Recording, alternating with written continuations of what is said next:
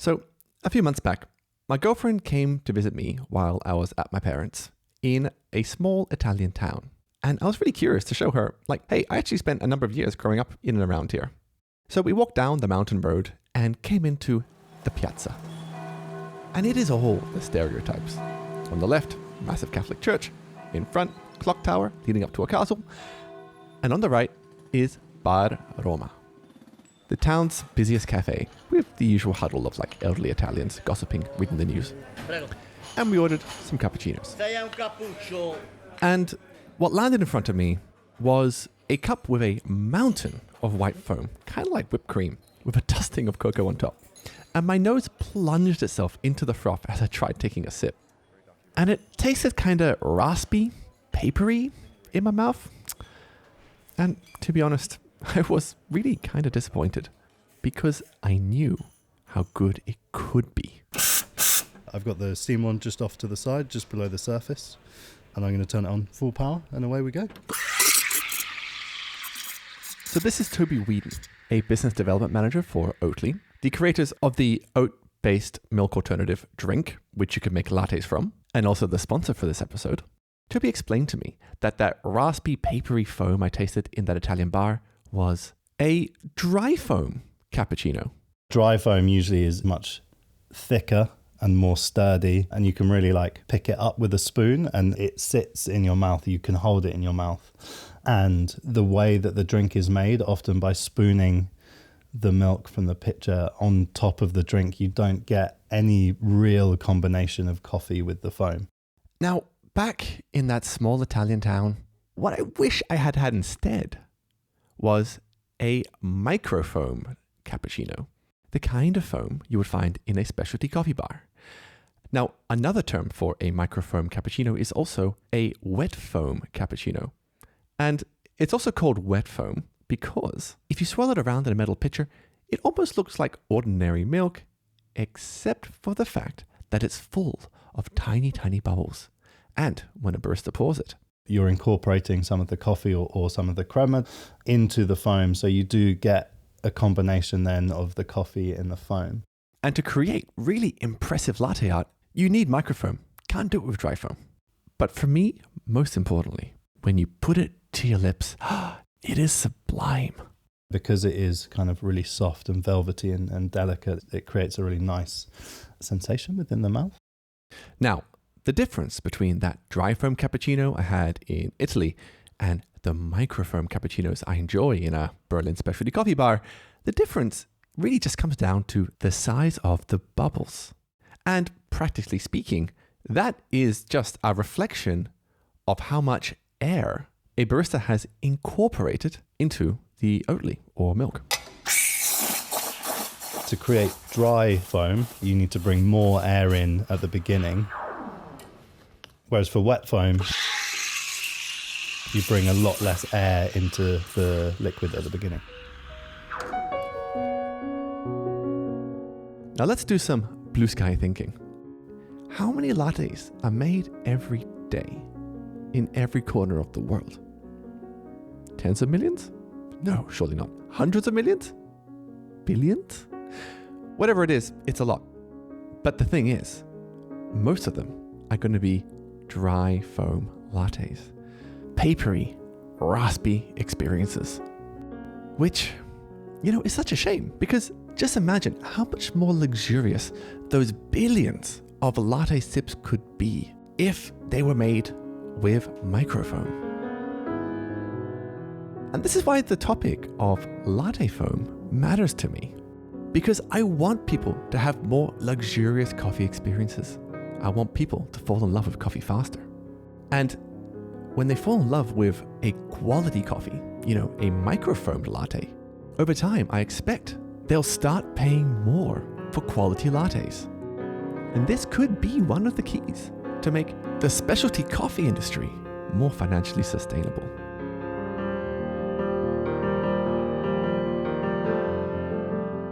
So, in this episode, I'm going to take you into the world of latte foam and show you the microscopic processes that make it and destroy it. surfactants, proteins, fats, entrainment, draining, and so much more. These are the things that ultimately affect what your cappuccino looks like and how it feels in your mouth. And along the way, I'm going to take you into the original Oatly factory to show you how Oatly is made. And at the end of the episode, I'm going to give you a clue as to what you can do in your bar or your kitchen to make latte foams, which are even more luxurious, create even better latte art, and last even longer.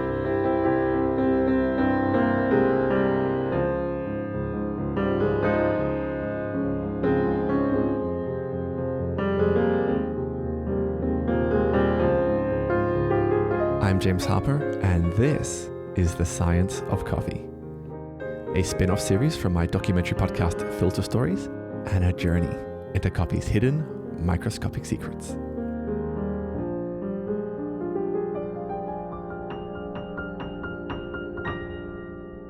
So, to kick us off on this foaming journey, allow me to introduce to you a scientist.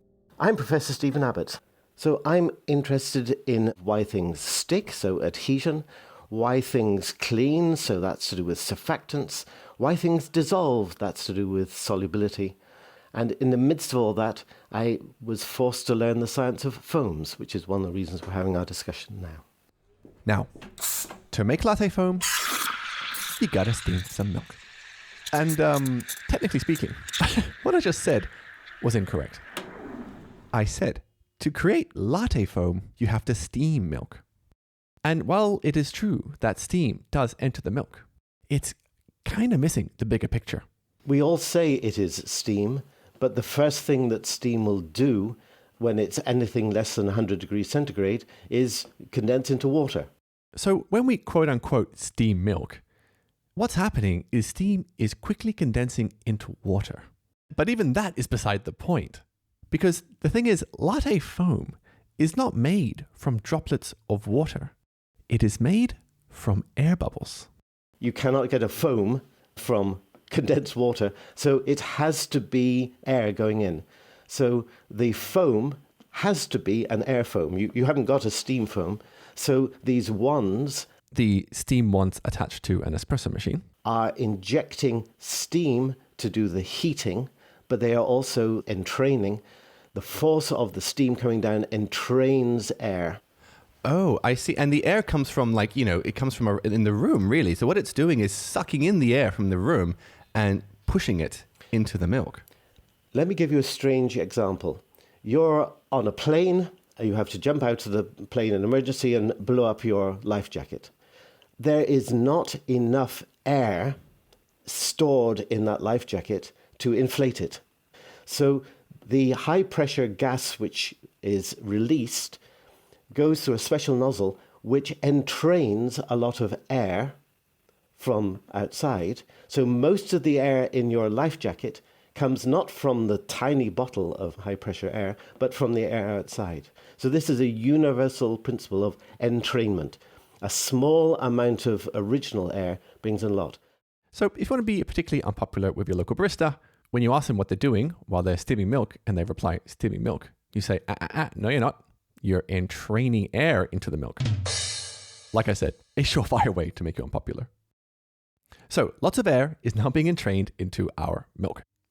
But how does foam begin to form? The energy from that steam wand must break up any big bubbles into small bubbles.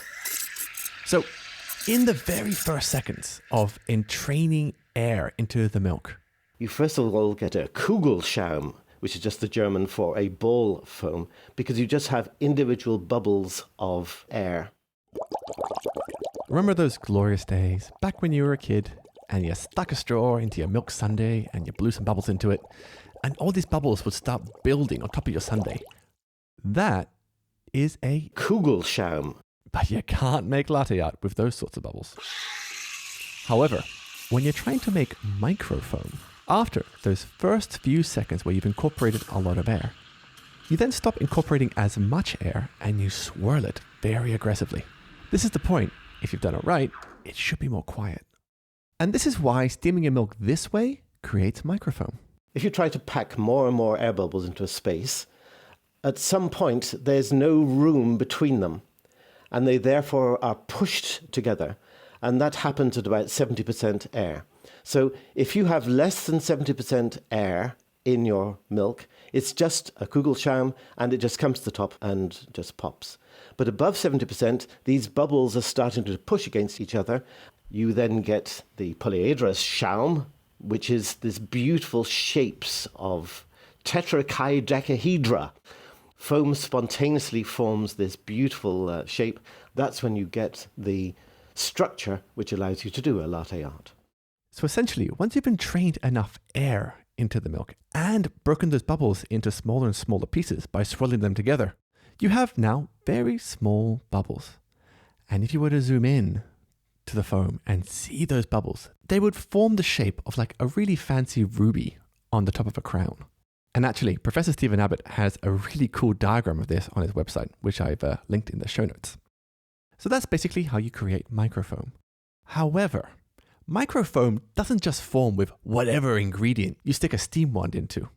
There needs to be a special something for foam to form.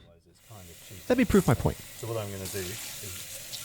I asked Toby Whedon of Oatly to do something rather embarrassing for me. So we're in Oatly's open plan office in Malmö, southern Sweden. And, his colleagues are nearby having quiet conversations. And I asked Toby to make a scene. Can you steam me a pitcher of H2O? I can give it a good go. I want you to make me the best latte possible, the best microfoam with just plain water from the tap. I think we might need to pre-warn everyone. Why is that? This is going to sound atrocious. Yeah, let's do it. And so, as Toby steams a jug of plain water, his colleagues start looking over their shoulders. Some of my colleagues are giving me very confused looks, because normally I'm quite good at this. Yeah, can you see how pink I've gone? Turned really red. Oh my God, what a racket. And then an extremely red-faced Toby tried to pour me some latte art with this steamed water. Perfectly smooth. Toby, there's no bubbles there. And the best he could do was just give me a glass of somewhat hot water. Not only did it not froth, it didn't hold any sense of air or anything. It just became hot water. Bubbles were created. Yes. But they formed and then kind of blew away immediately. Yeah, absolutely. There was nothing trapping that air within the water. So I've got a clean jug. But then, some fresh tap Toby water. added a magic ingredient. A pea-sized amount of yes. A tiny drop of washing up liquid. So doing the same thing again. And then steamed it again. This time, I saw bubbles forming and staying in place and getting smaller and smaller. And it was quiet. And there we go. That's at the right temperature. Toby then picked up this pitcher of beautifully microfoamed soapy water, poured some latte art into a transparent glass, and then held it up so we could see through the side of the glass. It's like a cascading effect, which is what you'd see with a latte anyway. It's kind of like when you pour a Guinness as well. Yes. That the effect of all of the microfoam rising to the top. Mm-hmm. It looks quite nice, quite palatable. I was about to drink it actually, until I remembered what it was. So what is it about washing up liquid that transforms ordinary water into gorgeous foam? Surfactants, also known as surface active agents. So these are small molecules and you cannot see them. But there are a lot of them in your latte. Trillions doesn't even begin to do it. It's trillions of trillions of trillions. And a surfactant is basically just a tiny microscopic compound with one particular property. So they have a tail which does not like water. So the tail will come to the air surface, and they have a head which likes water. So the head stays in the water. So every chance they have to go to a not water surface, i.e. to the air, they seize that. Let me help you visualize this. Imagine you're steaming a pitcher of milk. As air bubbles are created, surfactants whiz their way over into those air bubbles. And to show you exactly how a surfactant works, we got to get a bit raunchy. So basically, surfactants, as they're depicted in science diagrams, listen, they look like sperm. Now, their heads like water, and their tails like air. And so these sperm-like looking surfactants dive their heads into liquid, and their tails are flapping around in the air, and that, when it's around and inside a bubble, is what keeps it from popping. And as we continue to steam the milk, and the bubbles get smaller and they're pushed together more and more and more, the surfactants keep these air bubbles stable. So that's what surfactants do. But what is the surfactant in milk? Because I really hope it's not dishwashing liquid. But you have heard of them. Proteins. However, it's not proteins in their normal, full shape. Nature has created these proteins with a beautiful three-dimensional structure. What we need to make good foam is to completely destroy that beautiful 3D structure. So you're putting a lot of energy in with your steam wand, and some of that energy is heat energy, and heat destroys protein structures, but also it's mechanical energy that also destroys protein structures. So you now have destroyed a protein structure, but it's still there. If that protein has lots of water-loving things and lots of water-hating things, it can be a surfactant. So, in cow's milk, the surfactants that keep the bubbles together is smashed up protein. And, it's not surprising that milk has protein. It comes from a mammal, a cow. Us blood and flesh animals, we're made of muscle. Muscle has lots of protein. Arnold Schwarzenegger, back in the day, was basically just one giant lump of protein who occasionally made his way in front of a film camera. All this to say, when you think of a little flake of oat, the key ingredient in Oatly, protein is not the first thing that jumps to mind. So, how good is it, really, at making microfoam? 5 double espressos. And this was the challenge I set for Toby back at the Oatly offices. We have to drink all of these afterwards as well. I asked Toby to create microfoam and pour latte art using cow's milk as well as regular Oatly, known as Oatly Deluxe in Sweden, and Oatly Barista Edition. And the test was, which of these cappuccinos could hold the latte art the longest? So I incorporate air at the very beginning. And so Toby steams and pours a wonderful cappuccino with the Oatly regular. It's a beautiful little heart there. There we go. I've done that once or twice. And then another with the Oatly Barista Edition. There we go. But when it comes to the cow's milk, things go a bit awry.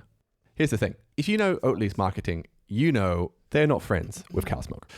Their slogan is, wow, no cow. Literally, the coffee bar in the middle of this open plan office, there's a sign above it that says, not milk bar. Get it? It's not a milk bar. And so even the fact that we have cow's milk in the premises, that's kind of turning some heads. Oh no, Toby, you just spilled cow's milk all over the Oatly office. But then Toby spills it. This man over here, your colleague, is giving you the thumbs down. It's a sign that we're not meant to be doing this in the Oatly office. You're an absolute mess. Okay. Here goes nothing. All right, so that's enough embarrassing, Toby. Let's get to the results. It's literally breaking apart. We can see it deteriorating. See how quickly it's deteriorating? The differences between how long the Oatly and the milk held their latte art patents was huge. That's possible. Like that latte art has still held, despite being, made, 7 odd minutes ago? Yeah. So, the latte art with the Oatly Barista Edition, the love heart was still intact 10 minutes after Toby poured it. The Oatly Barista, it's still almost at the top, I'd say. Yeah. Now, the cow's milk started off pretty strong, held its love heart shape for a number of minutes. In the whole milk, already, despite being made 6 minutes after the Oatly Barista, looks worse than the Oatly Barista. But that love heart shape was breaking up much faster compared to the Oatly Barista Edition. Yeah. And you can, if you look close enough, you can, for long enough, you can see bubbles joining together to become bigger popping bubbles. So at this point, I'm thinking to myself, the Oatly Barista Edition, a oat drink, is doing better than cow's milk. However, the Oatly Deluxe has almost totally deteriorated. The non-barista edition of Oatly, the regular Oatly, was doing terribly compared to cow's milk. It's like a really like smudged out hut at this point. So the worst performer was the Oatly regular edition. The middle performer was the cow's milk. And the best performer was the Oatly Barista edition. Wow. Okay. So something's going on here. Something is magic about this Barista edition. Yeah. There's a secret sauce in there. I wanted to know what is in Oatly Barista edition that makes it so good for latte art. Where's the surfactant coming from? And how do you even make an oat drink in the first place that behaves like milk? And I think a fun fact, if you're one of those that are into fun facts, the flag that you can see up there, the landmark of Oatly. That's a pink Oatly flag. Yes, it is 79 square meters. Big, so it's actually bigger than my apartment. That's 79 square meters? Yep. It looks tiny. Yeah, it's high up in the air. So to understand how Oatly is made and where the surfactants come from in their Barista edition, well, I went to their factory in southern Sweden, Landskrona. Here's the loudness and the heat and all of it. Oh, it is hot. You weren't joking. This is really warm here. And that voice you're hearing was my guide, Emily. I work as a community manager for our global team, so basically handle all external communication towards consumers for Oatly. And I gotta say, the whole experience felt like I was visiting a submarine. I mean, this is such a maze of pipes. Pipes were crisscrossing left to right under my feet, above my head, through different rooms, on the walkways. It sounded like we were 200 meters underwater in a metal tube. Even the windows on the doors were the same as a submarine. All the doors have like porthole windows. Yeah, they do. And it soon became obvious why things were so cramped. So yeah, up until 2019, this facility was the only facility providing Oatly globally. Every single carton of Oatly drank in America, Britain, Australia, you name it, was produced in this factory up until 2019. Amazing. Cool. Are you ready? I'm ready. Let's do this. So let me walk you through how Oatly is made. Looking into here. First step, you pour in truckloads of oat kernels. You know one of those like paper shredders? Slice the hard oat kernels into tiny little pieces. If you go inside, it looks like a huge paper shredder with like knives in it. Step 2. Mix the oats with hot water so it becomes like a oat porridge. And this, by the way, is Sofia. I'm Sofia Elde, and I'm the global lead of food innovation at Oatly. So we now have our oaty porridge. Step 3. It is. But when the oat bases travel, it goes into the enzyme tanks. You add in some enzymes. To break down the starch to smaller carbohydrates, and you get a sweet taste because when you break down the starch, you get the shorter carbohydrates like maltose, for example, which has a sweet taste. And by the way, this process, you yourself do it without even realizing. And that's the same kind of process that would happen in our bodies when we break down starch. Because, fun fact, we create in our bodies a ton of enzymes in our mouth, stomach, pancreas, and small intestine. You know, if you take a handful of oats and you chuck it in your mouth and you chew it, we've kind of replicated the human process of breaking down starch in oats. Yeah. And now, step 4. We still have the insoluble fibers in the products that make it a bit chewy. So we separate them to get the milk-like consistency. So you take away the chewy bits, and what you're left with is something that behaves a lot like cow's milk, but it's made of oats. So where in all of this process do you find surfactants? In cow's milk, it's the protein. And when it comes to oats, they have protein as well. So oat has protein? Yes, oat is quite rich in protein compared to other cereal crops. But do oats have enough protein as cow's milk? And is that enough to make good latte art foam? We have 2 Swedish cow's milks. Protein levels are the same, 3.4 grams. In that latte art experiment I showed you earlier with Toby, I looked at the nutritional label on the side of the cartons, and milk came in at 3.4 grams of protein per 100 mils. Oatly, if we look at the... Whereas for Oatly, protein is 1 gram. So both versions of Oatly had less than a third the protein of cow's milk. And yet the Barista edition performed the best, and the regular version, the Oatly Deluxe, performed the worst. And this is where I realized the amount of surfactant isn't really the issue. Professor Stephen Abbott said to make good foam, you need just a tiny amount of surfactant. These will be just 0.1% or a very small concentration. They do their magic. And at this point in my latte foam journey, I was desperate to know, what does Oatly do differently with their Barista edition compared to their regular version? And when I was speaking with Sophia Elder, Global Lead for Food Innovation at Oatly, There's an emulsifier added as well to the process? one of my first theories was maybe they're adding a surfactant in it, like an emulsifier. But no.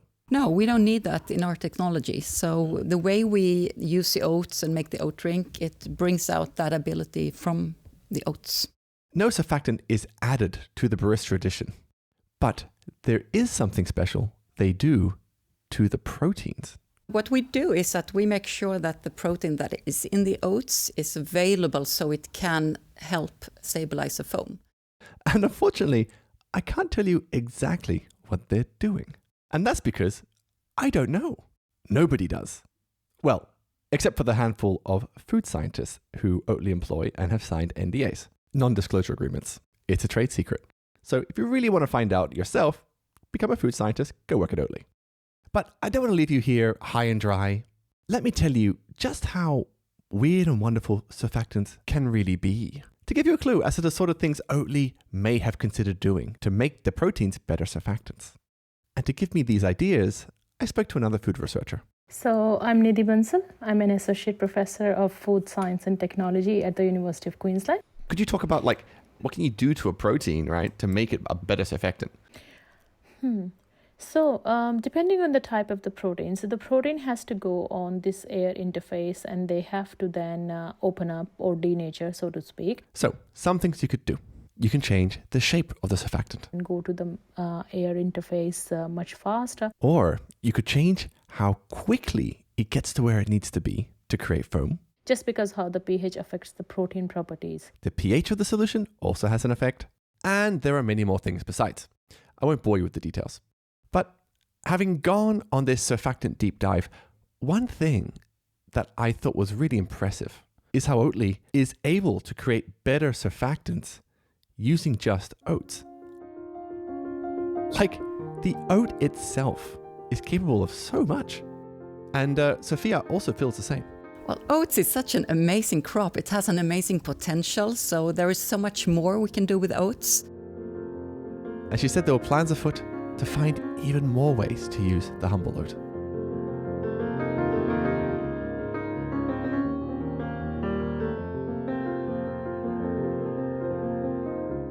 So we've just explored how you create foam and how to make a foam last for longer.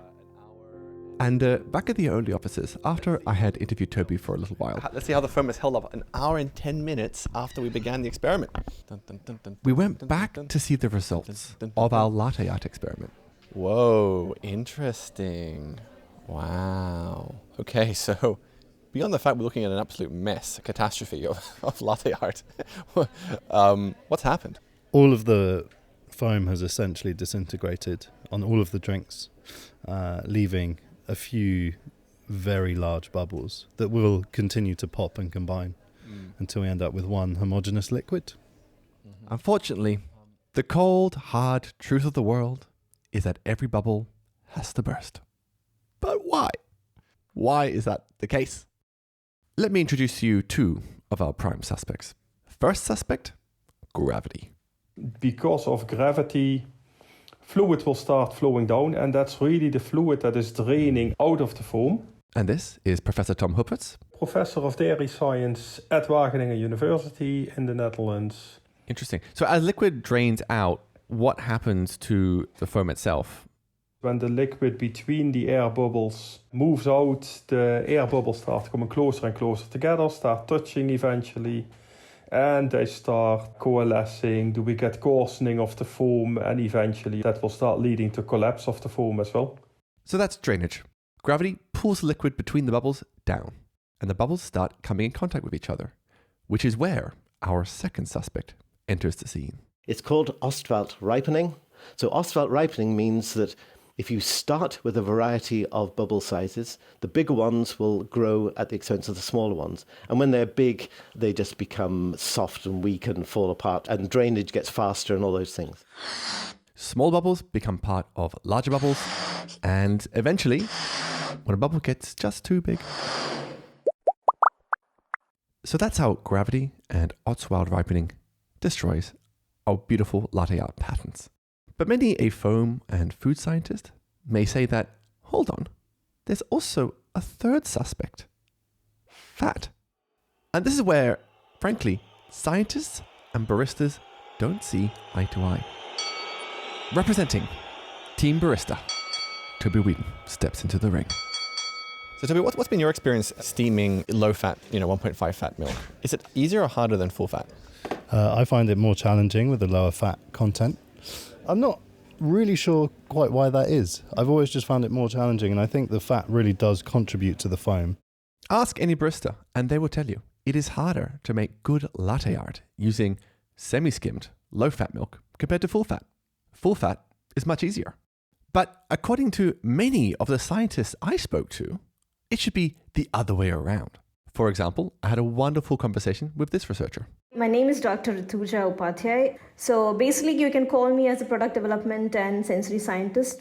Rituja is in the world of food engineering. Like, she understands fats and foams. And she said there are many reasons why fats are bad for foams.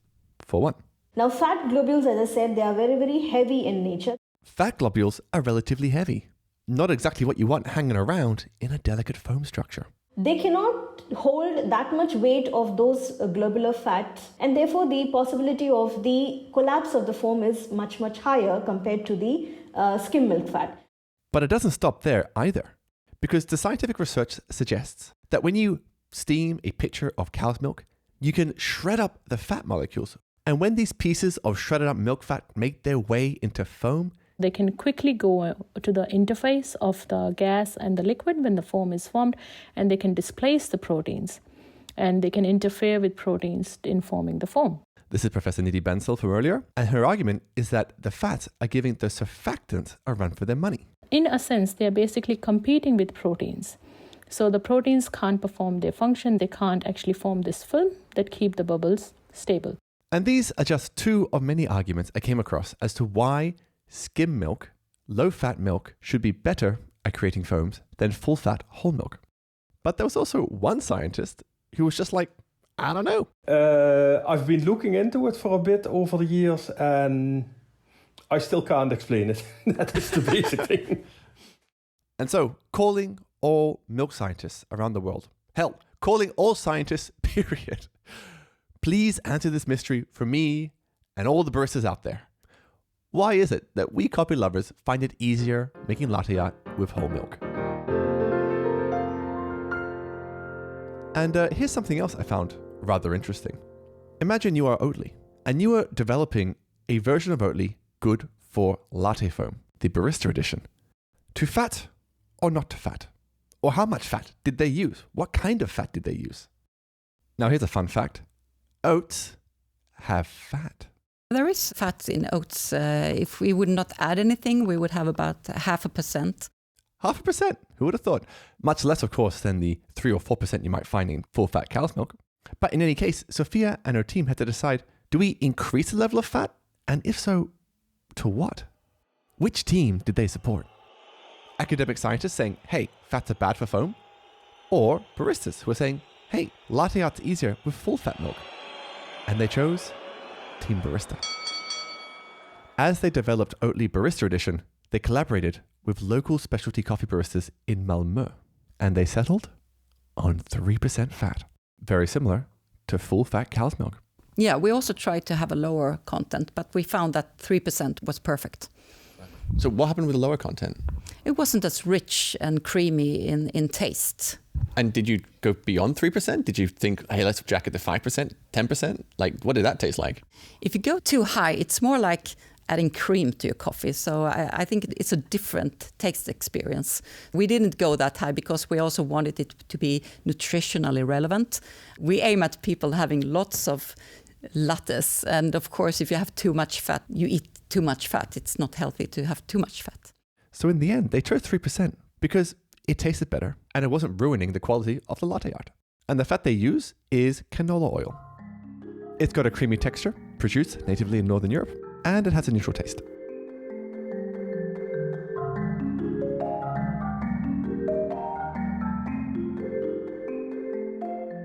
So, the big question. After everything we've covered, what can you do to make better latte art at home? Well, really, the one big thing you should focus on is practice creating small bubbles. You know that a beautiful latte foam is very small bubbled. Don't worry too much about pouring patterns. Focus on creating microfoam first. And there are many, many reasons. For one, you can pour an intricate pattern better when the bubbles are smaller. I cannot tell you the number of times I've been scrolling through coffee Reddit and people show their latte art and it's just a big fat squodge because the bubbles are just too big. My advice to them is always make better microfoam first. And now here are even more reasons why smaller bubbles are better. Those small bubbles give it the stability.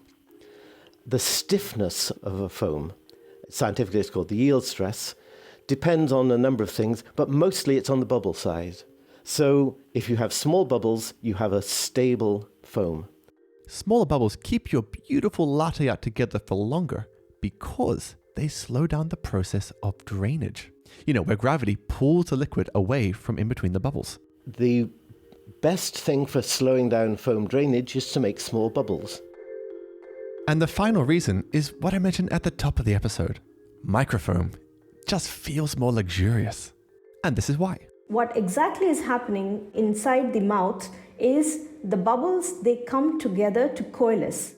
As in when you take a sip of a microfoam latte, on the surface of your tongue, small little bubbles are coming together to form larger bubbles. So coalescing gives you a creaminess feeling inside your mouth. So, small bubbles are the way, but creating them is tricky and it's going to take a lot of practice. I'll put a link in the show notes to a YouTube video to help you while you practice. But if you are a bit more pro-geeky, maybe you fantasize about winning a latte art smackdown. Here's something really cool that Professor Stephen Abbott showed me. You can actually, with your phone, measure the size of latte art bubbles. And there's a wonderful trick where you just have a prism and you put in contact with the foam, you have your smartphone and an LED light source, and you take a picture, and there's an app on my site where you can take that picture and measure the bubble size. I've linked this in the show notes, but you're going to need a glass prism. Bit tricky to come by, but nothing will stop a true coffee geek.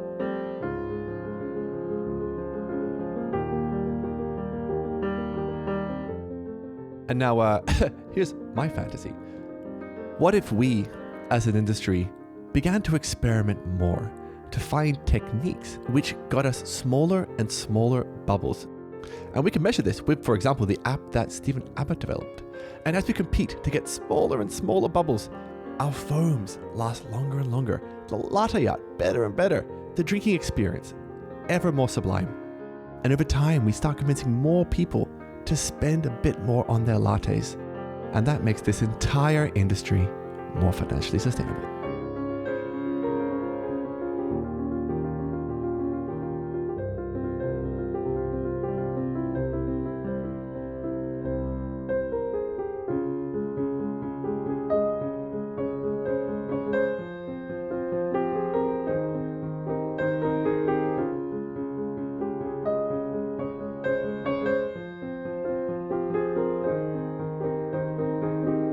So thank you for listening to the penultimate episode of the series. Very sad, very sad. Only one more to go. Now, if you enjoyed this, please tell a friend. Better yet, tell 2 friends. You know, this show relies on word of mouth. I don't have an algorithm promoting me. I don't have a big marketing budget. It's just me making this show. And I really believe that if anybody pours their heart and passion into something, the world will appreciate it and share it. So yeah, if you enjoyed it, tell some friends. And if you're on Instagram, an idea, take a screenshot of your podcast player and post that as a story. Tag me at Filter Stories Podcast and I'll know it's you and I can thank you personally. And I promise I will repost it too. Now, this episode is a product of many, many people graciously offering me their time and expertise. Stephen Abbott, by the way, he has a really cool website on kind of pop chemistry. A bit on the nerdy side, but hey, if you're a science geek, check it out. Rutuja Upadhyay, Niti Bansal, Tom Hupert, and also, importantly, the really wonderful team at Oatly who went out of their way big time to support the story that I wanted to tell. And in particular, a big shout out to Sophia Elder, Truby Whedon, Emily, Lucy Hopkins Parkinson, Linnea Nordstrom, and many, many more. You know who you are. Thank you. So what's coming up in the last episode? Well, tell you what, you can listen to it right now because it's already out on the Science of Coffee channel. Link in the show notes. But it will be a two-parter. One half looking at sonic seasoning, and a second exploring the science and R&D landscape in coffee more generally. And I'll take you into the grinder manufacturer Fidanzato, into their factory, which, by the way, sounds a lot like Oatly's. However, the difference? Many more robots. And if you haven't heard the other episodes in the series, the first is about good water for coffee. And there I explore the concept of buffering capacity, which massively impacts the acidity of a coffee. And I show you how BWT, a water filtration manufacturer, they create filtration kits to reduce the water's buffering capacity. So, a coffee is more acidic. But Oatly, on the other hand, have the opposite problem. Coffees are so acidic they can sometimes curdle Oatly, which is why they added an acidity regulator in the Barista edition of Oatly. Basically, increase the buffering capacity, reduce the acidity. And one type of coffee that might be very acidic is a coffee from Kenya. And by the way, I visited Kenya with the green bean supplier Triboka, and I saw how they work with farmers to create high quality acidic coffees. And that journey and a wider exploration of the role of coffee genetics in tackling climate change, I explore all of that in the third episode. The second episode is on coffee extraction. And honestly, once you've gone through the process of making a really good filter coffee, many people in specialty will tell you, please don't add any milk. And for example, once you know how much work went into Macro Beverage Systems SP9 Brewer, where they tried to control so many filter coffee variables, you'll know why specialty coffee people say, please keep your filter coffees black. And finally, the episode before this one explores the development of espresso machines and how a lot of this culminates into the fully automatic machines created by Eversys. And I don't really go into this, but they have a really cool way of entraining air into the milk. Because the problem is, it's a really dense box and they can't pull in ambient air. So their solution is to basically supply air like you would to an astronaut. Now, The Science of Coffee was produced by me, James Harper. I also write and play the piano music. I want to give a big thanks to Peter Giuliano and Britta Fulmer for their editorial guidance. And thank you again for listening. Good luck getting your latte bubbles smaller, and I'll speak to you next time.